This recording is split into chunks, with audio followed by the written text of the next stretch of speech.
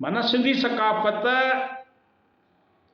जी सब खां वॾी ताक़त अमन रवादारी मोहब्बत आहे, जिते इंसान ज़ात जी ख़िदमत खे इबादत जो दर्जो ॾिनो थो वञे ऐं जिते रंग नस्ल ज़बान रंग नस्ल ज़बान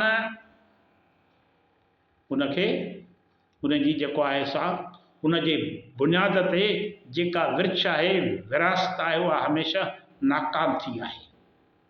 सिंधी सकाफ़त ईंदी असांखे यादि ॾियारे थो त असांजो विरसो नफ़रत न पर मोहब्बत जी विरासत आहे। अॼु जॾहिं क़ौमूं पंहिंजी सुञाणप ख़तमु थियण खां डिॼनि थियूं, ख़ौफ़ज़दनि त असांजी ॿोली ख़तमु पई थिए, सकाफ़त ख़तमु पई थिए, असांजी सुञाणप ख़तमु थी थिए, सिंधी माण्हू पंहिंजे सकाफ़त खे जशन जे सूरत में महफ़ूज़ करे रहिया आहिनि।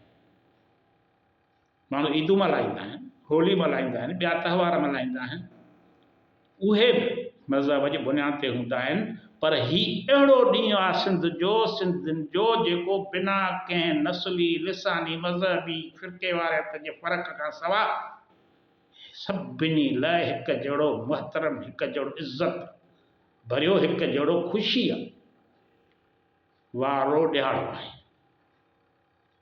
हीउ ॾींहुं नौजवान नसुल खे ॿुधाए थो त संदन सुञाणप कहिड़ी आहे, सिंध छा आहे, संदन रवायतुनि तहज़ीब में कहिड़ी वॾी ताक़त लिकल आहे।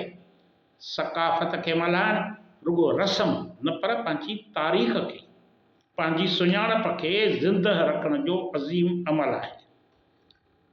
आख़िर में सिंधी सकाफ़ती ॾींहुं हिकु सुवाल बि छॾे वञे थो, छा असां रुॻो अजरक ओढ़ण ऐं टोपी पाइण सां सकाफ़त बचाए सघूं था? शायदि न।